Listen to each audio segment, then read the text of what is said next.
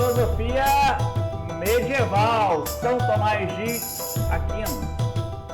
Vamos continuar? Bora! Galera, a primeira parte do Tomás, nós estudamos os aspectos históricos e culturais, ou seja, os fatores que influenciaram Tomás de Aquino a pensar isso e não aquilo. Agora nós vamos compreender a filosofia do Tomás. Bem, eu falei para você que nós vamos estudar 3 coisas do Tomás, tá aí. Teoria do conhecimento, princípios tomistas e as provas da existência de Deus. Pois bem, vamos começar pela sua teoria do conhecimento. Tá, importante. Nós precisamos entender o processo de aquisição do conhecimento e os princípios que o Tomás de Aquino utiliza para as provas da existência de Deus. Perceba que é um processo. E nós paramos aqui. Sigamos então. Tá aí. Teoria do conhecimento. Bem, eu vou fazer uma analogia, um paralelo com a matemática para você entender. A matemática, ela possui as suas divisões. Geometria, álgebra, aritmética, trigonometria. A filosofia não é diferente. Ela possui as suas divisões. Lógica, ética, política, estética, teoria do conhecimento. Então tá bom. O que é a teoria do conhecimento? Coloquei aqui para você, ó, é a parte da filosofia que estuda o que pode e o que não pode ser conhecido. E se é conhecido, a pergunta é, como é conhecido? Mas eu não coloquei só essa definição, coloquei outra. Busca compreender a estrutura da mente humana, ou seja, como a minha mente opera na aquisição do conhecimento. Então, como conhecemos?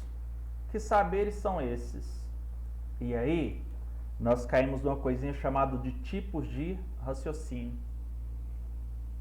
Em regra, são 2, o dedutivo e o indutivo. E aí eu fiz um esquema aqui para melhor compreensão de um e outro.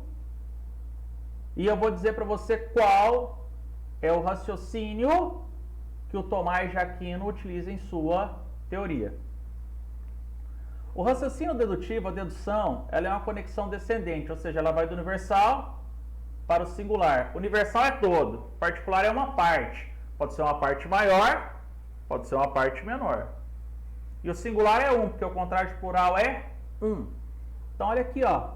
Então, a dedução ela parte de teorias universais para explicar casos particulares e singulares.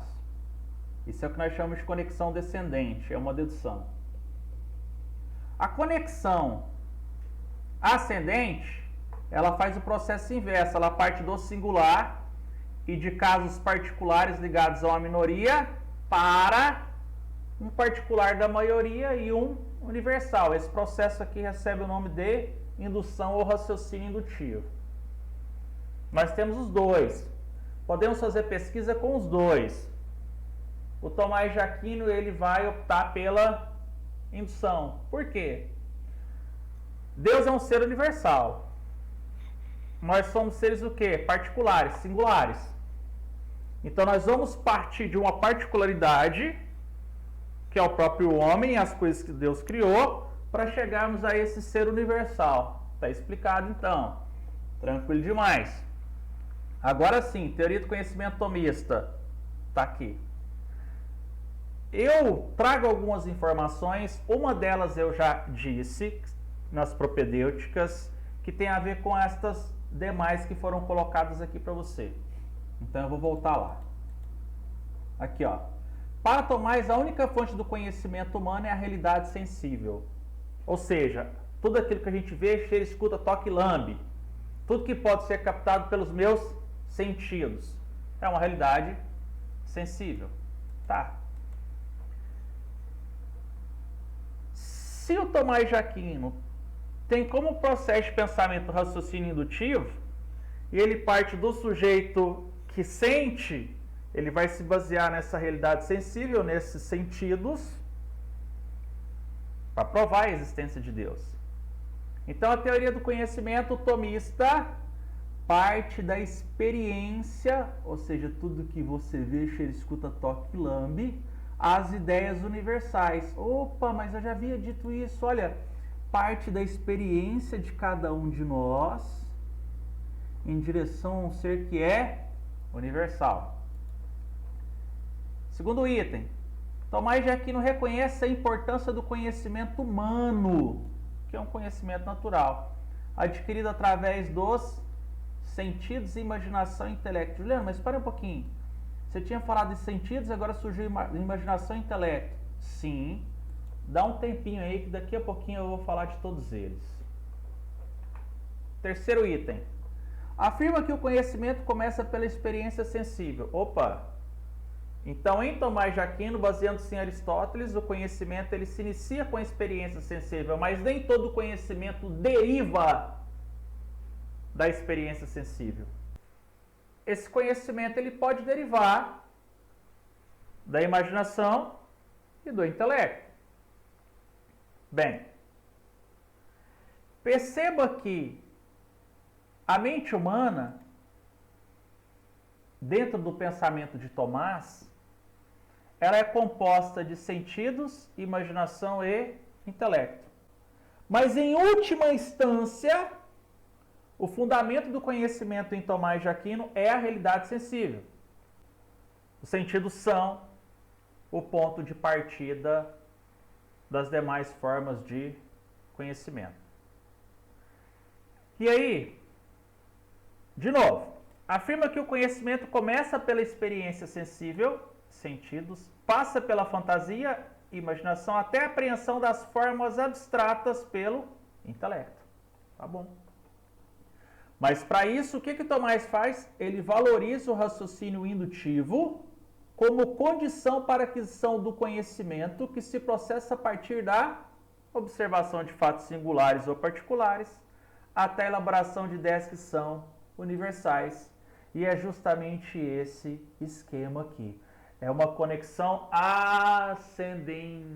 Vamos chegar a algum lugar partindo daquilo que é singular, com base nos sentidos, passando pela nossa imaginação, até chegarmos ao intelecto, que é a nossa capacidade de pensar, por um processo de abstração.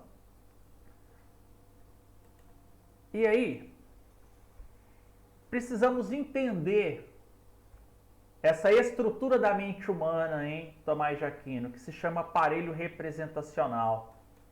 Tá aí. Aparelho representacional tomista. É assim que o Tomás de Aquino enxerga a mente humana. A razão humana, para ele, é composta de sentidos, imaginação e intelecto. O conhecimento, como dito anteriormente, ele se inicia com experiência, graças aos nossos sentidos, visão, audição, olfato, tato, paladar. E a partir daí nós passamos a ter ideias sensíveis, que está ligado ao som, ao sabor, à cor, ao tato, ao olfato, enfim. Perceba que a experiência, ela é um conhecimento singular, ou seja, do sujeito. Então, cada um vive de maneira singular, particular, a sua vida. E assim ele vai adquirindo experiência. Esse conhecimento singular, obtido por experiências individuais, ele pode ser compartilhado. Então, é possível que o conhecimento singular da experiência de um seja o conhecimento singular da experiência de outro. Mas esses conhecimentos que são singulares, que são individuais, e que os outros também podem experienciar, refere-se todos ao mundo material. Lembrando que matéria em filosofia não é a mesma coisa que em física. Matéria em filosofia é tudo aquilo que pode ser apreendido pelos sentidos.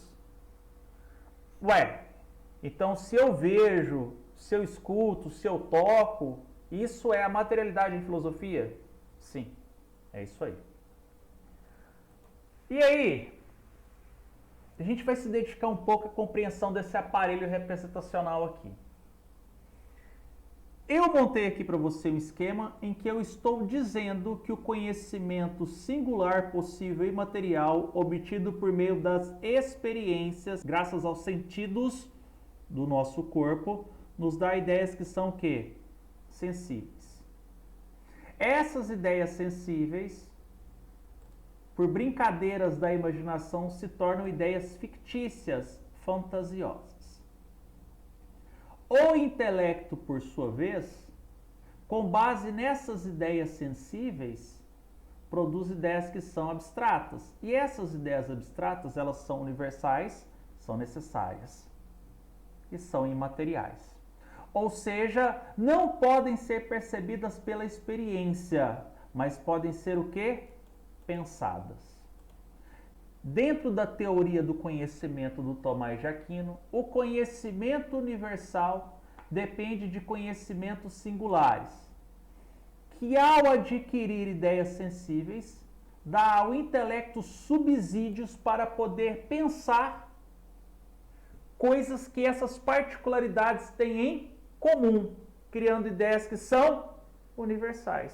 Seja bem-vindo às ciências, que a partir de experimentos, a partir de observações repetidas vezes, que são por aí observadas, ou em laboratórios, elas são programadas, eu abstraio uma ideia que serve para um, para outro, para outro, para outro, para outro, tendo então, portanto, ideias que são universais. Podemos pegar, por exemplo, o princípio fundamental da dinâmica, a segunda lei de Newton. A gente observa que força igual a massa vezes aceleração. Observa esse fenômeno, observa esse fenômeno, observa esse fenômeno. E com base nessas observações,